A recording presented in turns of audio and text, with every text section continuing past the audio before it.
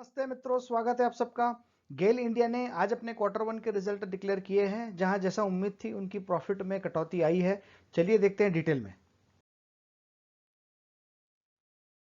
पहले कंपनी का इंट्रोडक्शन थोड़ा सा हो जाए। गेल इंडिया लिमिटेड, जिसको जो एब्रीवेशन हुआ करता था gas authority of India limited, हालांकि अब इसका कोई फुल फॉर्म नहीं, इसका नाम ही अब गेल इंडिया है। ये गवर्नमेंट ऑफ इंडिया की अंडरटेकिंग है और सबसे बड़ी जो है वो नेचुरल गैस प्रोसेसिंग और डिस्ट्रीब्यूशन की कंपनी है। भारत की सबसे बड़ी गैस प्रोसेसिंग और डिस्ट्रीब्यूशन की कंपनी है। ठीक है। जितना भी सीएनजी बिकता है, गैस बिकता है, उसमें से 51% जो है सीएनजी का, वो गेल ही सप्लाई करती है। 37% ये इसका इनका जो 100% है, उसमें से 37% जो है वो पावर सेक्टर को देते हैं और 26% जो है फर्टिलाइजर को देते हैं। इनका इंद्रप्रस्थ गैस और महानगर गैस के साथ ऑलरेडी जॉइंट वेंचर है। तो इनका एक हिस्सा जो है, आप अगर देखोगे शेयर होल्डिंग पैटर्न में भी, तो महानगर गैस में अभी रिव्यू किया था हमने, तो आपने देखा होगा कि इनका भी करीब एक 1/3 के आसपास हिस्सा जो है वो गेल का है। इंद्रप्रस्थ में भी इनकी हिस्सेदारी है। इनफैक्ट अब वो हर जगह पे ऐसा कर रहा है। भाग्यनगर गैस लिमिटेड आंध्र प्रदेश में, अवंतिका गैस लिमिटेड मध्य प्रदेश में, सेंट्रल यूपी गैस लिमिटेड और ग्रीन गैस लिमिटेड यूपी में, Maharashtra natural gas limited Pune के अंदर, महानगर गैस तो इनके पास है ही है। इसके अलावा महाराष्ट्र नेचुरल गैस लिमिटेड, तो महाराष्ट्र में इनकी 2 कंपनी हो जाएगी। Tripura natural gas company limited करके है, जो त्रिपुरा में काम कर रही है। तो ये ऑलमोस्ट हर जगह पे काम कर रहा है और जहां नहीं है वहां पे भी वो अपने नेटवर्क फैला रहे हैं। ये आपके पंप आपने कहीं देखे होंगे, तो ये गेल अपने खुद के भी पंप है, प्लस इनकी जो जेवी के पंप है वो तो है ही है। बात करेंगे उनके रिजल्ट की, जो उन्होंने आज डिक्लेयर किया है। रिजल्ट सारे करोड़ के अंदर है। ये जून क्वार्टर का रिजल्ट है, पहला कॉलम। दूसरा कॉलम है मार्च क्वार्टर का। तीसरा कॉलम है जून क्वार्टर पिछले साल का। और चौथा कॉलम है 19-20 साल भर के फिगर। बात करेंगे उनके इनकम की सबसे पहले। अब जैसा हमने बताया, इनकम में कटौती आई है। 12,339 करोड़ की उनकी इनकम रही है। 12,339 करोड़ की उनकी इनकम रही है, जो पिछले क्वार्टर में 18,893 करोड़ की थी। तो जैसा कि हम यहाँ पे देख पा रहे हैं, उनकी इनकम में 600 करोड़ से भी ज़्यादा का डिप आया है। काफ़ी बड़ा डिप है ये। अदरवाइज आप देखोगे तो उनके पिछले साल सेम क्वार्टर में ऑलमोस्ट पिछले क्वार्टर जितनी इनकम थी 18,641। तो नॉर्मली इनका हर क्वार्टर में 18,000 के आसपास का मोटा मोटा इनकम आता है, लेकिन कोरोना के चलते उनका इनकम कम होकर 12,339 करोड़ ही रह गई है। अगर बात करें इनके टोटल एक्सपेंसेस की, तो वो रहे हैं 12,060 करोड़। तो ये है उनके एक्सपेंसेस। तो 12,339 का इनकम हुआ और 12,060 करोड़ के एक्सपेंस हुए। दोनों को बीच का डिफरेंस है 278 करोड़ का, जो उनका ग्रॉस प्रॉफिट रहा इस क्वार्टर का। अच्छी बात यह है कि इनके बिजनेस के अंदर जेवी का कंट्रीब्यूशन बहुत ज्यादा है। तो गेल ने खुद कमाया है 278 करोड़, लेकिन वो जेवी से कमाया है 450 करोड़। तो ये काफी इनका जेवी का कंट्रीब्यूशन बहुत ज्यादा है। उसको मिलाने के बाद उनकी इनकम जो हो रही है प्रॉफिट बिफोर टैक्स है 728 करोड़। ठीक है। और ये यहाँ पे टैक्स देने के बाद फाइनली जो प्रॉफिट आफ्टर टैक्स है इस क्वार्टर की, गेल का नेट प्रॉफिट रहा 642 करोड़, मोटा मोटा 643 करोड़ की उनकी नेट इनकम रही है। हालांकि यहाँ पे पिछले साल के पिछले क्वार्टर से कंपेयर करोगे तो वो बहुत ही ज्यादा फिगर था। वो था 4,830 का उनका नेट प्रॉफिट था।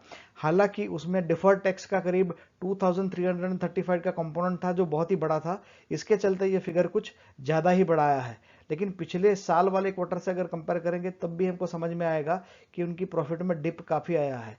पिछले साल में सेम क्वार्टर में 1,503 करोड़ का प्रॉफिट था, 1,503 करोड़ का प्रॉफिट था पिछले क्वार्टर में, जो अभी घट के 642 करोड़ का हो गया है। मतलब आधे से भी कम हो गया है पिछले साल के मुकाबले, थैंक्स टू कोरोना। यही कारण रहा कि उनका अर्निंग पर शेयर जो रहा वो घट के 1 रुपये 45 पैसे हो गया है, 1 रुपीज 45 पैसे, जो पिछले साल सेम क्वार्टर में 3 रुपीज 30 पैसे था। पिछले साल भर की अगर बात करें तो 20.90 का उनका अर्निंग पर शेयर था। तो अभी तो ऐसा लग रहा है कि इस साल का तो इससे कम ही आएगा, क्योंकि ये क्वार्टर खैर अभी मोमेंटम वगैरह शुरू हो गया है, लेकिन ये साल थोड़ा कोरोना के चलते कमजोर ही रहेगा। तो उनका अर्निंग पर शेयर इस साल का जो है वो 10 से 14 के बीच में रह सकता है। अनुमान इतना है कि वो इस रेंज में रहेगा। ये है उनके पिछले 5 साल के परफॉर्मेंस। अगर इनकम की बात करें तो 52,000 करोड़ के उनकी इनकम थी 16 में। 17 में थोड़ा सा डिप आया था उनके 49 करोड़ के आसपास का उनका, ये यहाँ पे हम देख सकते हैं। अच्छी बात ये रही कि डिप आने के बाद भी नेट प्रॉफिट उनका बढ़ा ही है। यहाँ 1857 करोड़ से ये 3948 करोड़ हुआ था। इसके बाद 55 करोड़, फिर 77 करोड़, फिर 74 करोड़। तो यहाँ मामूली सा डिप यहाँ पे भी आया है, लेकिन यहाँ पे भी डिप के बावजूद भी यहाँ उन्होंने प्रॉफिट किया है, जो कि एक अच्छी बात है। अगर नेट प्रॉफिट अगर हम देखेंगे, इनकम में थोड़ा फ्लक्चुएशन थोड़ा आया है, वैसे ओवरऑल देखें तो बड़ा ही है, 52,000 करोड़ से ये 74,000 करोड़ गया है 5 साल के अंदर, जो कि एक अच्छा जंप हम कह सकते हैं। नेट प्रॉफिट अगर देखोगे तो और भी बड़ा है, इनका नेट प्रॉफिट का बहुत शानदार पैटर्न रही है। यहाँ पे अगर आप देखोगे तो इनका जो है जो टोटल इनकम बढ़ी है, ये मोटा मोटा आप कह सकते हो कि उसमें 50% का इंक्रीमेंट हुआ है। लेकिन यहाँ इनकम नेट प्रॉफिट देखिए, ये 1800 करोड़ से लेके सीधा 7200 करोड़ पे गया है। तो यहाँ पे तो ऐसा दिखाई दे रहा है कि उनका नेट प्रॉफिट जो है वो 4 गुना हुआ है। तो ये तो बहुत ही अच्छा प्रदर्शन है उनका नेट प्रॉफिट के फ्रंट पे, उनकी तरफ से काफ़ी अच्छा काम हुआ है। जैसा कि हम यहाँ पे देख पा रहे हैं 1857 करोड़, यहाँ पे 4000 करोड़, ये 4600 करोड़, 5700 करोड़, और यहाँ बहुत बड़ा जंप लेते हुए 7200 करोड़, 7268 करोड़ का उन्होंने नेट प्रॉफिट बनाया है। तो इनकी परफॉर्मेंस अगर कहे तो काफ़ी अच्छी रही है पिछले साल ब साल में, और ये कंटिन्यूसली इंप्रूव ही करते जा रहे हैं। ये मैं भूलना नहीं चाहिए, नेट प्रॉफिट में बहुत अच्छा काम हो रहा है।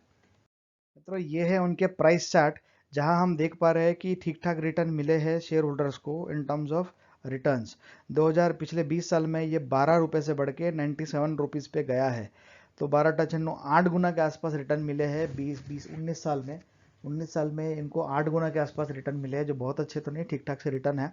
लेकिन हमें ये भूलना नहीं चाहिए कि ये कंपनी डिविडेंड यील्ड बहुत अच्छा देती है, और डिविडेंड यील्ड भी आपकी टोटल रिटर्न में का ही एक हिस्सा होता है, क्योंकि आपको रिटर्न एक तो या तो कैपिटल या अप्रिसिएशन के थ्रू मिलता है, शेयर प्राइस अप्रिसिएशन से, और या फिर डिविडेंड से मिलता है।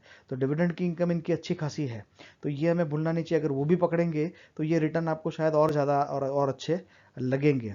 इंडस्ट्री का पीई 6.85 का है। सरप्राइजिंगली इनका ये जो है पीई रेशियो वो काफ़ी हद तक कम है, ये 4.75 के आसपास का यहाँ पे हमको ये पीई लग रहा है। वो पीई इसलिए भी ज़्यादा हो गया है क्योंकि पिछले क्वार्टर में जैसा हमने कहा था कि लास्ट जो फोर्थ क्वार्टर था, फोर्थ क्वार्टर में उनका सडनली वो टैक्स के चलते उनका अर्निंग पर शेयर सडनली बहुत शूट हो गया था।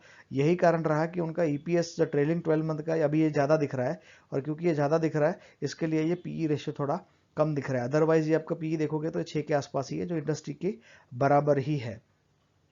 मित्रों, जैसा मैंने कहा ये बहुत अच्छी कंपनी है, लॉन्ग टर्म के लिए है और सिक्योर्ड बिजनेस है। इनको अगले 30 40 50 साल तक बिजनेस का टेंशन लेने की ज़रूरत नहीं है। वो खुद भी अच्छा बिजनेस कर रहे हैं और उनकी सब्सिडरी भी बहुत अच्छा बिजनेस कर रही है।